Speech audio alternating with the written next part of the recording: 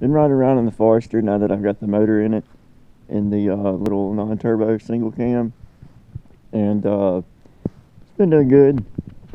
Now it's got the heads on. They've been shaved about 35 thousandths at the machine shop and rebuilt, and the valves adjusted. Anyway, I've got everything back together.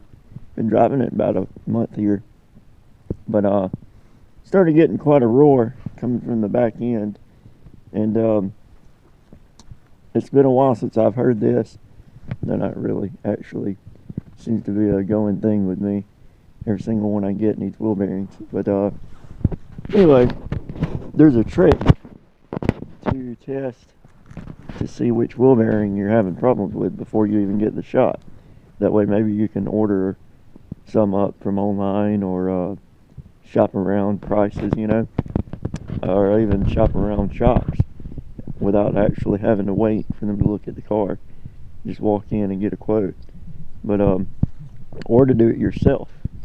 So basically, if you hear roaring noise going down the road and it gets louder and louder, there's no shake, it's just like a roar, it's probably a wheel bearing.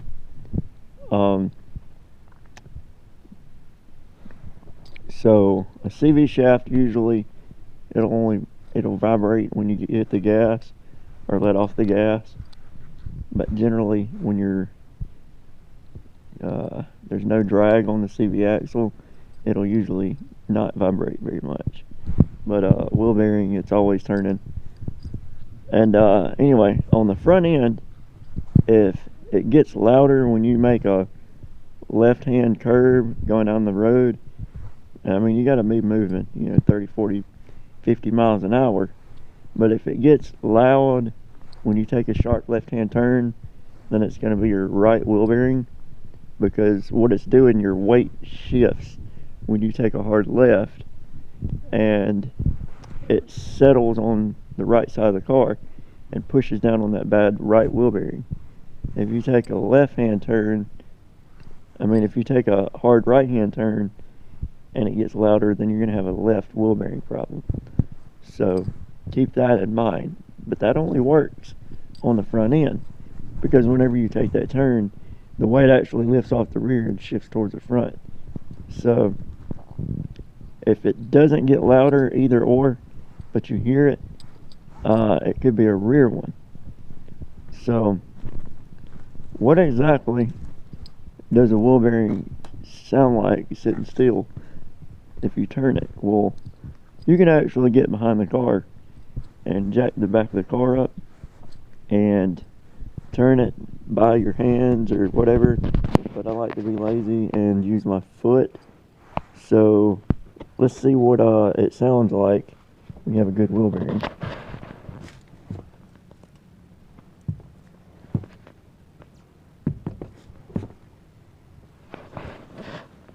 Absolutely nothing. And that's what we like to hear.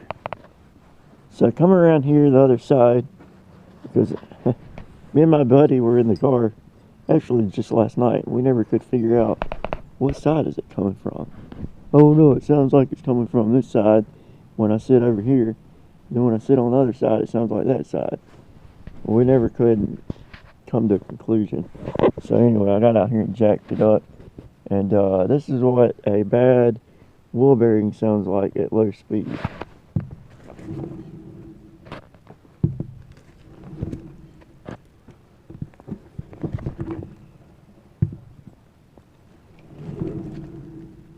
Well, there we go. So I'm sure you heard that one. Couldn't even hear it turn on the other side.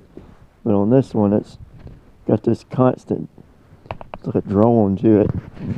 So you can imagine what it sounds like going 75 down the interstate.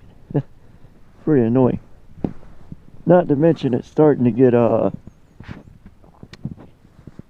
wishy-washy. It's kind of characteristic of a low back tire. And what it is that little bit of play in it is making the car, it's just not as precise. And I'm kind of anal about that.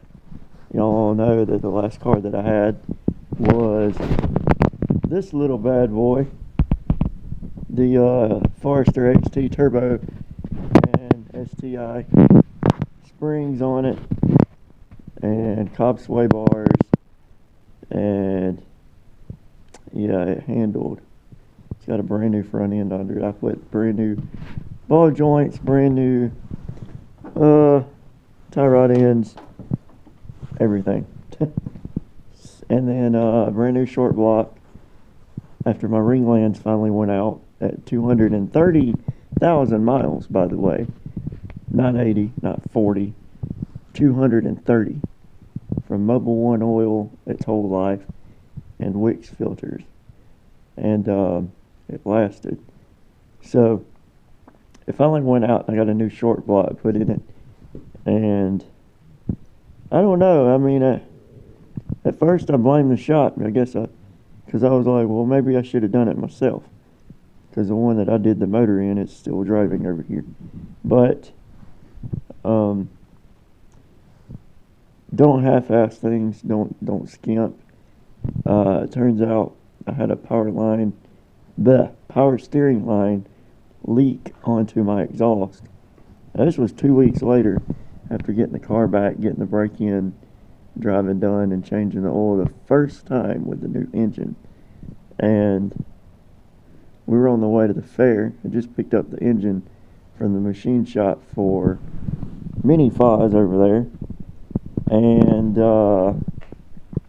power steering line leaked onto the exhaust and the car caught on fire. And here we are.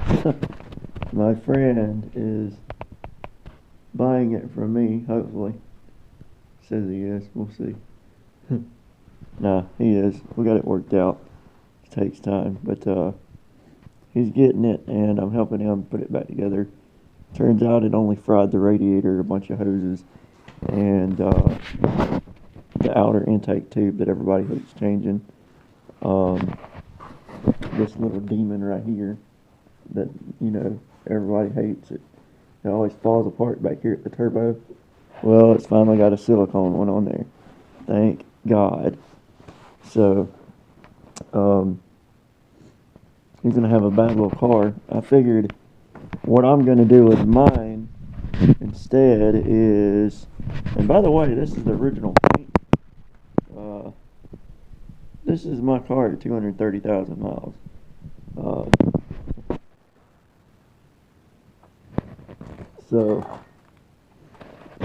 And I just put the fog lights on here. It's kind of a shame. I didn't even wire them yet when the car caught on fire. They're spot beams. And you can actually change those bulbs out with 100 waters from O'Reilly's. They don't sell them at Walmart, I guess, because they're illegal as all get out. But you can actually change those bulbs out. And those use the same bulbs as the factory fogs. You can change both out with 100 waters, and you can see. So I think what I'm going to do is keep the single cam over here and keep cleaning it up, get this crappy tint off the windows, and I'm going to put lift struts on it and change my struts, not struts, but changing the struts and putting lift strut spacers with 2-inch spacers, which will give it about a 3-inch lift, and then I can get a little bit bigger tires on my 17s. And those are actually WRX wheels off of an 06 model, and should be good. Just got to get my wheel bearing fixed, and that'll hold me over till I get my money up for strut spacers and struts, and it should be good. It's got new wheel bearings up front. I checked the ball joints and the tie rod ends up front. They look fine. I've got brand new ones in a box at the house, but I mean, I'll save them for these going out, I guess. And so anyway, yeah, that's how you check out wheel bearings. And I know this is going to sound like a joke to people that don't run Subarus, but Chevy guys all you other folks, you have really no room to laugh, because I'll be seeing y'all with like 4 or 5 Camaros in your backyard on blocks, and then one that half drives, and vice versa. So y'all can't really laugh either. Actually, my buddy's 400 small block is over there in a little trailer. I don't know if I can even see it. It's right there. But anyway, see, I can't laugh. But go ahead, and if you live where I live, or live out in the country or somewhere nobody wants to hate your guts, it's always nice to have an extra. So, matter of fact, it was helpful putting that one back together, because when I did my Baja, I labeled everything, and I actually took the green Forester apart twice. So by then I was in a hurry and I didn't care, and then it was nice having this as a reference. And mainly with just bolts. Yeah, pretty much just bolts. I know how everything else goes, but bolts. And of course, me and Bryce have used it to rob stuff off of it that are not turbo EJ25 turbo related, like the fuse box, the power steering line, little things like that we toasted. That's actually the oil cap that was in the fire. It's still fine, but it looks like complete crap. So, you know, I got a couple of things. I told him I couldn't use the dipstick though, because the dipstick on the turbo, I'd already upgraded it, the oil pan and oil pickup, to the STI one, and it has an aftermarket STI pickup, so that